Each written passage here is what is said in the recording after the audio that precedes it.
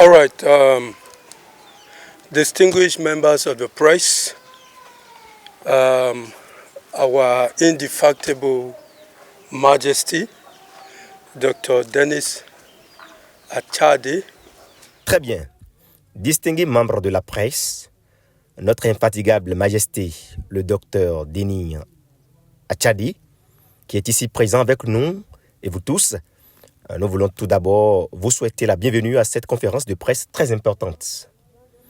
Cette conférence de presse est une revue post-événement de ce que nous avons vécu au Bénin, au Palais des Congrès en juin dernier, dans le cadre de la 13e édition de la conférence annuelle et des récompenses de Pan-Africa International.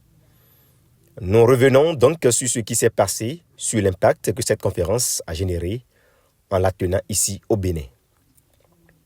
Comme vous le savez, Pan-Africa International est une organisation mondiale qui existe depuis maintenant 13 ans. Notre programme phare, la conférence et cérémonie de récompense Pan-Africa International, se tient chaque année dans un pays différent en Afrique. Pour cette 13e édition, celle de 2025, nous avons choisi d'organiser la conférence à Cotonou, en République du Bénin, suite à la demande formulée par Sa Majesté Dr. Denis, qui nous a invités à organiser cet événement ici. En réalité, c'était la première fois que cette conférence se tenait dans un pays francophone. Jusqu'à présent, elle avait toujours eu lieu dans des pays anglophones. Pour être honnête avec vous, la conférence s'est très bien déroulée. Il y a eu une très bonne participation. Nous avons accueilli des personnes de tous horizons venues honorer cet événement, du Nigeria, de la Gambie, de la Sierra Leone, du Ghana, du Burkina Faso, du Mali, mais aussi d'Afrique du Sud, du Swaziland. Ils étaient tous présents pour cette occasion grandiose. Ce fut un événement formidable et l'accueil que nous avons reçu ici au Bénin était tout simplement incroyable.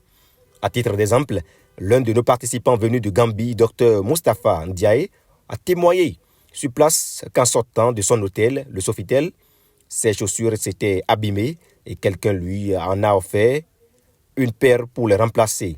C'est un beau témoignage qui illustre bien le fait que nous sommes tous africains et unis. Que vous veniez du Burkina Faso, d'Afrique du Sud ou de n'importe quel autre pays du continent africain, nous sommes tous les mêmes sur le sol africain. C'est pourquoi, en tant qu'organisation prestigieuse, Pan-Africa International, nous avons pris la décision d'unir ce continent. Et rien ne nous arrêtera. Nous continuerons de veiller à laisser un continent meilleur que celui que nous avons trouvé. Pour la conférence annuelle et la cérémonie de récompense de Pan-Africa International de 2025, édition de juin, car notre publication Pan-African International Magazine paraît chaque mois, nous avons célébré l'infatigable président de la République du Bénin, son Excellence Patrice Talon. Notre organisation a écrit de très beaux et importants articles sur lui et ses réalisations. Pourquoi l'avons-nous fait? Parce que nous avons vu ce qu'il accomplit en République du Bénin, notamment en matière d'infrastructure.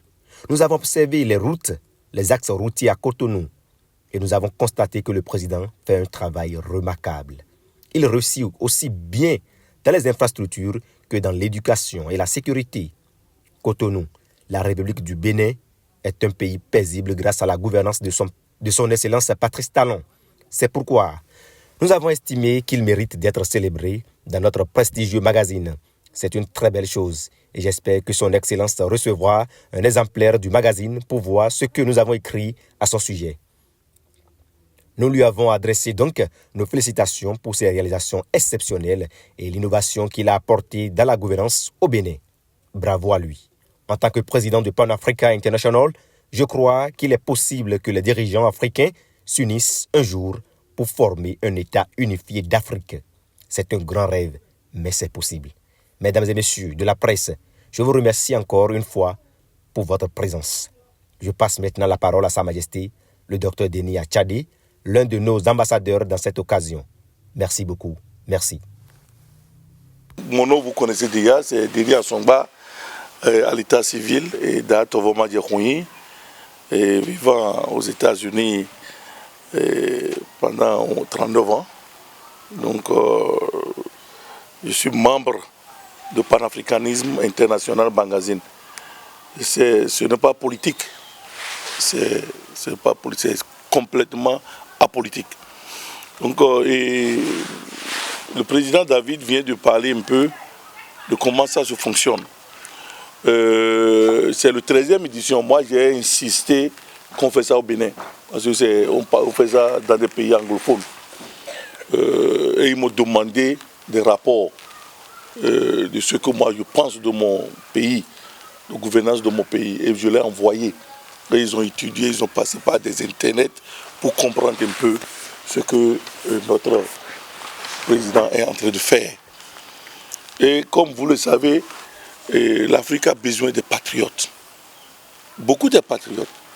Pas seulement une. Donc, et après avoir étudié dans le bureau mondial, ils ont choisi que Patrice Talon est l'homme le plus fort en 2025 au niveau du développement des infrastructures, des voies. Donc c'est pourquoi ils ont choisi cette année en 2013. Donc cette magazine est passée partout dans le monde entier, dans des ambassades dans le monde entier. Ça c'est l'année prochaine, en 2026, qu'on va voir qui est encore qualifié. Donc il a parlé aussi de comment les Africains vont s'aimer, parce qu'au niveau des médias, comparer un peu les Chinois avec les pays africains.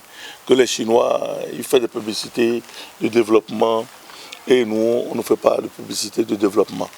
Que si on change un peu, on fait plus de publicité comme les Chinois, comme les autres, l'Afrique va devenir vraiment puissant. En clôturant, moi je pense que au moment que cet événement s'est passé au Palais des Congrès, beaucoup de gens pensent que c'est une association, que c'est une association politique, que c'est un mouvement politique. Donc on était étonnés même d'avoir beaucoup de dignitaires qui étaient venus à mon nom. Ils pensent que je suis là, et donc tout le monde, beaucoup de dignitaires sont venus. Et beaucoup de gens ont soutenu, beaucoup de politiciens ont soutenu, mais ils ne sont pas venus. Ils pensent que c'est une affaire politique. Donc c'est après qu'ils ont dit que désormais, que vraiment, ce qu'on a fait est vraiment bien, qu'ils vont faire cela. Comme nous sommes au service de nous-mêmes, je demande à tous les Béninois de faire ce qu'ils peuvent faire et de chercher à savoir qu'est-ce qu'ils vont faire et essayer d'apprendre encore, prendre à côté des autres. Qu'est-ce que je peux faire pour mon pays? Et c'est ce que je peux dire à ce niveau. Et c'est l'une des raisons qu'on a fait des conférences de presse, parce que je n'étais pas là. J'ai des préoccupations aux États-Unis, donc j'ai représenté le roi Béhanzin dans une grande église à New York le même jour, à peu près que l'événement était ici. Donc je ne peux pas être là, parce qu'il n'y a personne qui peut me représenter là-bas. Donc voilà. Donc à mon arrivée, je vois que c'est possible, c'est important de voir la presse un peu pour qu'on puisse décortiquer un peu les choses et poser aussi. Ça c'est pour le panafricanisme. Mais en tant que dignitaire, moi je n'ai pas beaucoup de choses à dire. Pourquoi je ne fais pas de discours? Je n'ai pas beaucoup de choses à dire. Ce que moi je vois, et on dit qu'en voyageant, on a dit ici, un vieillard a fait 100 ans dans un village et un jeune a fait 100 villages. Au moins le jeune là, va connaître un peu de choses.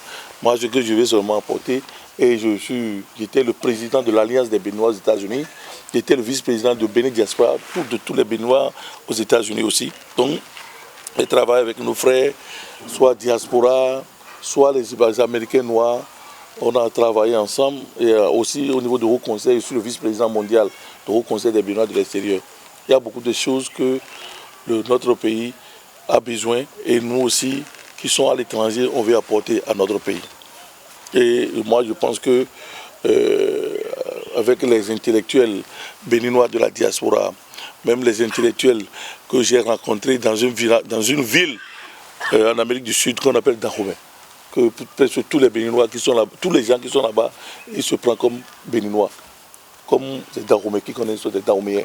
Donc ils voulaient revenir à la source, ils voulaient revenir à la maison. Ceux-là, par exemple, ont proposé qu'il a vu, ils ont parti dans l'internet et ils n'ont pas vu une banque de développement. Que comment il peut s'approcher, travailler un peu avec le gouvernement béninois et les gouvernements africains, je vais dire, pour qu'au moins il y ait une banque de développement pour encourager nos enfants et frères qui ont des idées et qui ne peuvent pas développer. Les gens qui ont des projets, ils ont besoin des fonds. Donc tout ça là, ils ont proposé d'informer ceux qui doivent, c'est-à-dire ceux qui devaient nous écouter, par exemple. Donc, moi je pense que c'est important de parler un peu de ça. Et aussi, à mon niveau, en tant que dignitaire aux États-Unis, faire déplacer les dignitaires de mon pays et aussi représenter le Bénin à l'étranger. Mes prières toujours, c'est que il faut que, pour ne pas dire béninois, qu'on dit que je suis un peu raciste, moi je veux que le problème d'un béninois doit être le problème de tous les béninois. C'est la prière que moi je fais tous les jours. Et donc, vous m'avez compris ce que j'ai dit, au moins le français là, le problème d'un béninois doit être le problème de tous les béninois. Donc c'est ce qu'on doit faire. Si on fait ça, on t'a dit on peut bouger un peu. Autour, on n'a pas besoin d'être riche avant d'aider quelqu'un. Si par exemple un frère a besoin de 100 francs, tu as 1000 francs, tu as donné 100 francs, tu n'es pas riche. Tu as le cœur, c'est l'amour. Moi je vois que les autorités de notre pays ne se soucient pas beaucoup de notre culture. Parce qu'en faisant ce que je suis en train de faire, j'ai commencé depuis 39 ans, j'ai commencé à promouvoir le Bénin aux États-Unis. En 2016, j'ai lancé Festival Vaudou Africa USA. Je vois que même les intellectuels béninois qui sont là-bas, qui ne sont même pas du gouvernement, et les gens du gouvernement ne veulent même pas s'approcher de moi à l'étranger. Je vais faire des activités culturelles, je porte les habits traditionnels comme ça. Je suis seul. Tous les autorités, mes intellectuels qui vont venir, se mettent en veste. Tu ne peux pas montrer la culture vaudou, par exemple, et rester en veste et venir vers moi. J'ai déplacé un des rois d'ici. C'est un roi, avant de rentrer dans l'avion, il porte veste et laisse les plis traditionnels. Et je vois que vraiment, il y a une éducation. C'est pourquoi tantôt, j'ai parlé d'éducation à la base. Éducation à la base. J'ai bien dit ça. Si ça va aller, notre culture va être vraiment développée de la façon que vous voulez même, il faut qu'il y ait du changement. Changement de l'amour envers nous. Si moi je ne vous aime pas, vous ne m'aimez pas, comment quelqu'un d'autre va nous aimer? Et si ta chemise est tombée, tu as pris ça la seule pour le prendre, quelqu'un d'autre va prendre ça avec 2 bâtons. Donc je vois que l'amour du prochain entre nous est vraiment important. Sinon ce qu'on est en train de faire au niveau de la culture, moi je pense qu'on est en train de nous distraire.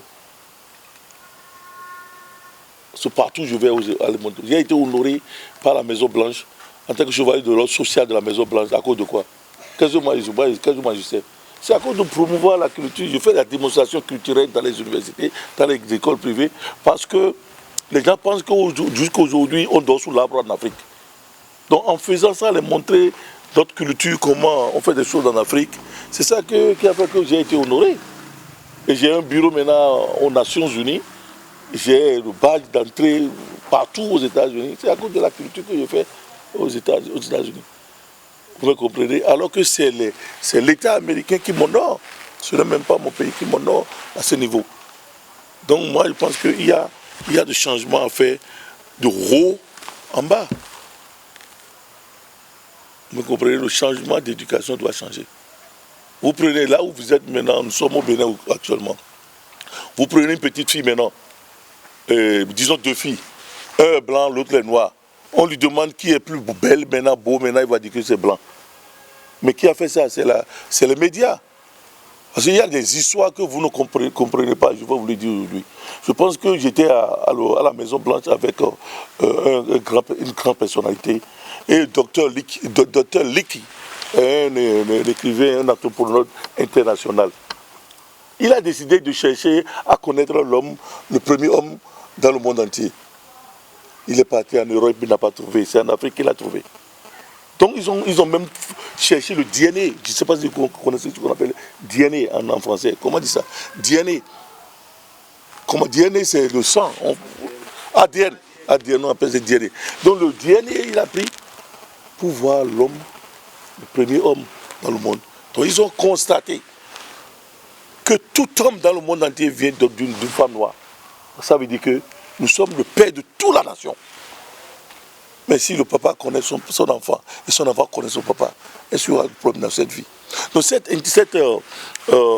information est cachée par nos autorités plus élevées, même les Blancs, cachent chez eux et cachent chez nous. Donc vous comprenez un peu. Et tout ça là doit changer parce que vous comprenez qu'il y a l'esclavage. Après l'esclavage, il y a la colonisation. Bien. Donc les Blancs ils nous ont pris en tant qu'esclaves. Maintenant, ils nous ont colonisés. Notre culture qu'on a, nous on a notre culture avant qu'ils soient arrivés. Mais après qu'ils ont colonisé et ils nous ont pris en esclavage, ils ont décidé de peinturer le Jésus comme blanc. Hein? Donc, si Jésus est blanc, pourquoi nous on va à l'église? Donc ils ont peinturé Jésus blanc et ils ont changé les choses sur le système pour qu'on ait mélangé. Donc on nous a tourné en rond. Il faut qu'ils savent que si le premier homme est apparu en Afrique et nous sommes noirs, donc le Jésus ne peut pas être blanc. Donc l'information là doit vraiment passer et nos enfants doivent connaître, être fiers d'eux-mêmes, qui sont des Africains, qui sont vraiment importants. Donc l'information est très importante. Il a évoqué un peu l'information. Moi, c'est ce que moi j'ai appris. Et ce que je vous dis, j'ai les preuves. Toutes les preuves de ce que je dis. 9. Je vois qu'il y a les autres nations qui font une parade culturelle. Et chacun parle de leur pays. Donc on dit parade dominicaine, parade juive, parade de chaque pays. Donc j'ai décidé de penser, voir qu'est-ce qu'on va faire pour que les Béninois s'unissent ensemble à l'étranger avant d'aider leur pays. Donc j'ai décidé de dire, si j'ai ça veut dire que maintenant, pour que chaque année, nous aussi, on va faire quelque chose et montrer, par exemple, Gungun, Zangbeto, tout ça là. Donc la première fois que j'ai fait ça, c'était en 2018, que j'ai sorti Zangbeto aux États-Unis. Donc pour qu'on fasse parade à Times Square, là où beaucoup de gens. Donc j'ai fait ça pour la première fois. La première fois que j'ai fait, on a près de 800 personnes étaient venues. Il y a 3 Béninois qui sont venus. Alors que les Béninois qui sont là-bas sont près de 2000 et quelques personnes. Il y a 3 qui sont venus. Donc je vous dis comment on ne se soucie pas vraiment de notre culture.